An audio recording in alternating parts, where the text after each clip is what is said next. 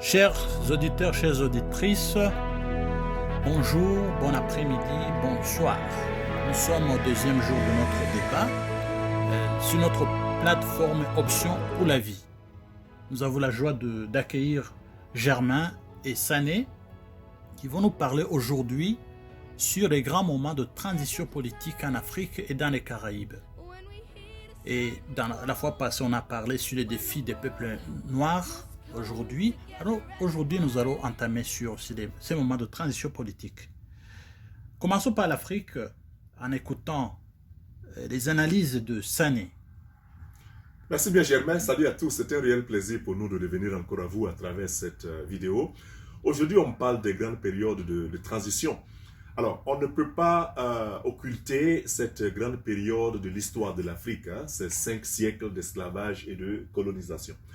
Voyez-vous, en Afrique, bien avant les esclavages, la période de l'esclavage, il y avait des combats entre les différents royaumes, des razzias, les Arabes qui prenaient des esclaves, mais le vrai commerce triangulaire sera entamé par les Occidentaux entre 1460 et 1860. Les Africains vont justement être pris à partir des côtes africaines pour être exportés au niveau des Amériques en général.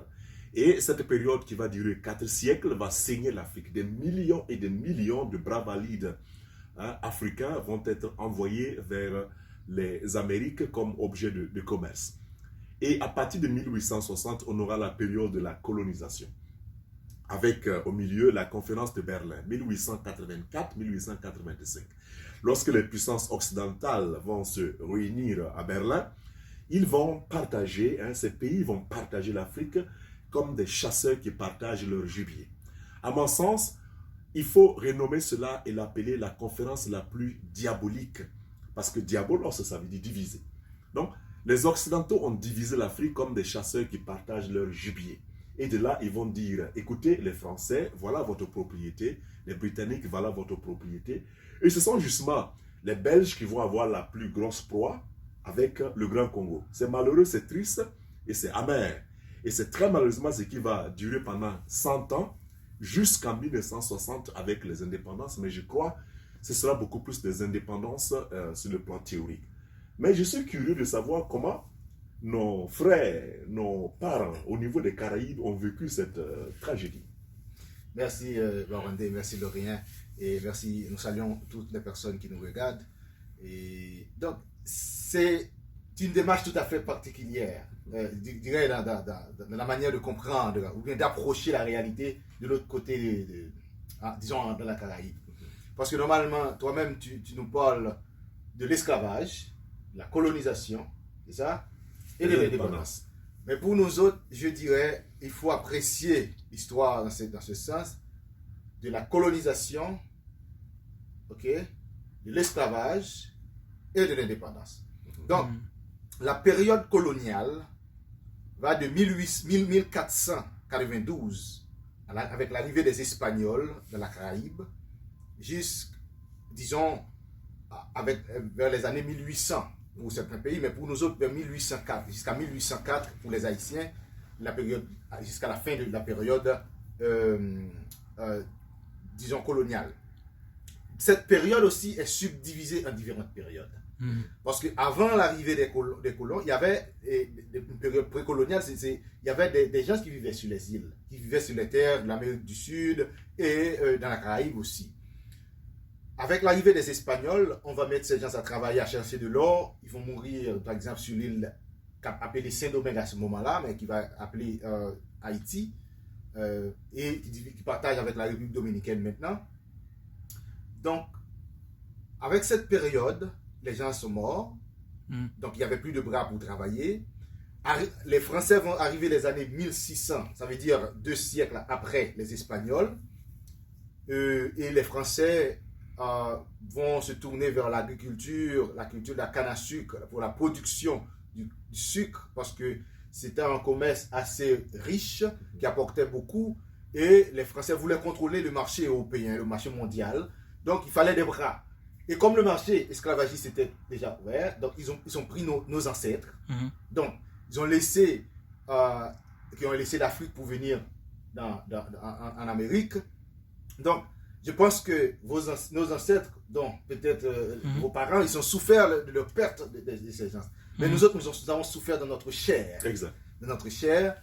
Et puis, donc, en arrivant sur l'île, les gens vont travailler, on va les martyriser, ils vont souffrir beaucoup. Et ils n'étaient pas des gens. Ils n'étaient même pas des animaux, parce que nous voyons les traitements qu'on donne aux animaux. Donc, ils ne pouvaient pas communiquer entre eux aussi, parce que normalement, ils venaient de différentes cultures, de différentes tribus. Donc, c'est là que les gens vont commencer à forger une langue, la langue créole. Il y a une langue de combat. Et c'est à partir de là aussi que les gens vont commencer par se dire, bon voilà, on était libre en Afrique.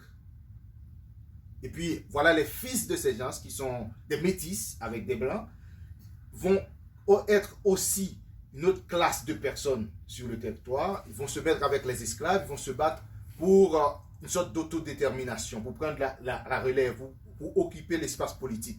Et c'est de là, en 1791, nous allons avoir tous une ouverture avec d'autres généraux et qui vont faire de la politique, et puis ils vont occuper l'île, ils vont négocier avec les Français, ils vont négocier avec les Espagnols, ils vont négocier avec les Anglais. Et c'est de là, de 1791 jusqu'à 1803, où on va arrêter Toussaint, le déporter en France, au Fort de Joux, là où il va être mort. Mais la révolution va continuer jusqu'à 1804. Et c'est la première révolution noire des esclaves qui va être complètement achevée. Une révolution qui a brisé, ou bien qui a basculé le racisme, qui voulait basculer le racisme, l'esclavage, la colonisation et les inégalités sociales. Donc, à ce titre, depuis 1804, nous avons subi plusieurs transitions, mais nous sommes toujours en transition parce que, généralement, nous n'avons pas pu entrer sur le marché international depuis lors parce qu'on ne nous a pas acceptés comme pays pendant longtemps. Donc, ça veut dire, jusqu'à présent, on est dans cette transition pour prendre notre autodétermination en main. Merci, Sané et Germain. Alors, on est toujours en transition, mais on a accueilli l'indépendance, comme on peut le dire. Comment est-ce que ce peuple ont vécu, alors ces moments même de transition, les indépendances? Comment est-ce qu'ils vivent les indépendances? L'Afrique. Disons que ces indépendances ont été accordées sur le plan théorique en 1960, pour la plupart de ces pays. Et le général de Gaulle, que les Français ont la fierté de présenter comme étant la grande figure de leur histoire, qui a accordé les indépendances, eh bien moi, je dénonce cet homme comme étant la figure la plus emblématique de l'impérialisme sur le sol africain. C'est-à-dire que ce général qui va se promener pour donner les indépendances, en réalité, ce sont les Africains qui se sont battus pour arracher cette indépendance. Mais elle reste toujours théorique et elle doit continuer. Comme le dit si bien Germain, nous sommes toujours en transition et le combat idéologique doit se poursuivre pour arracher cette vraie autonomie. Au niveau du Burkina Faso, nous avons été indépendants théoriquement à partir de 1960.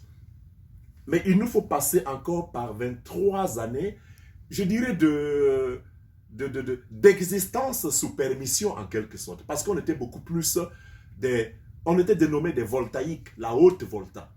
Et ce n'est qu'en 1983 que nous allons avoir Thomas Sankara qui va venir avec la révolution sankarienne ou sankariste. Et cet homme qui va nous être envoyé, je dirais, par les ancêtres, va rebaptiser le pays Burkina Faso, pays des hommes intègres. Sankara, c'est un chapitre très vaste. Et ce sera un plaisir de revenir sur cette page une prochaine fois, sans doute. Merci. Aux Caraïbes. En fait, nous autres, on ne nous a pas donné l'indépendance. Et personne n'ose dire ça. Parce que nous avons combattu au prix de notre sang. Et c'est ça fait notre fierté. Parce que même après avoir été indépendants, les Français se croyaient qu'ils pouvaient continuer à dominer l'espace.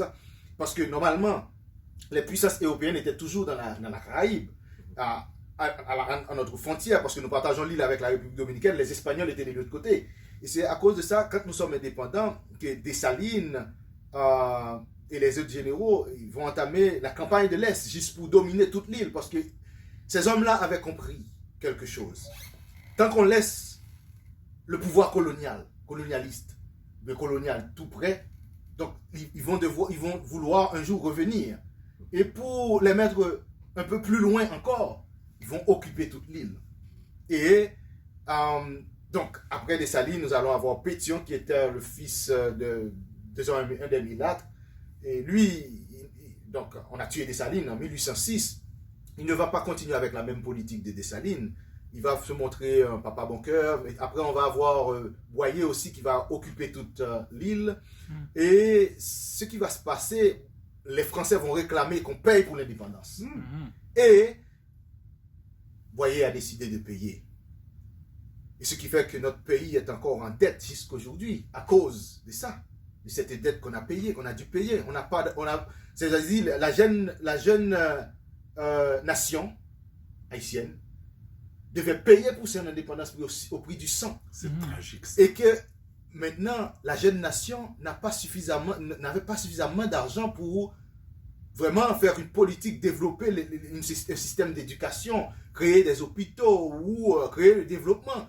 Et maintenant, si on nous traite de pauvres ou de toutes sortes de choses, c'est dû aux conséquences de comment ils ont fait de la politique avec nous, comment ils nous ont traités. Parce que après 60 ans de notre indépendance, le Vatican était le premier pays à pouvoir nous reconnaître. Et ça dit, si on ne te reconnaît pas dans les concerts des nations, donc tu ne peux pas faire commerce international. Malgré on était grands producteurs de canne à sucre, de sucre, on ne pouvait pas vendre sur le marché international de manière légale.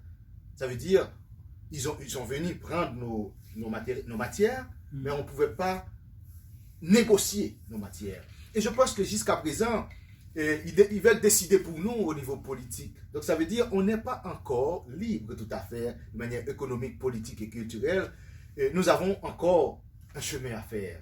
Et tu parles bien, c'est d'essayer de promouvoir notre idéologie, notre manière de comprendre la vie, notre manière de nous comprendre comme êtres humains et de nous prendre en charge. Exact. Merci Germain, merci Sané, merci notre audience et nous vous invitons à vous abonner pour recevoir nos émissions prochaines. Au revoir.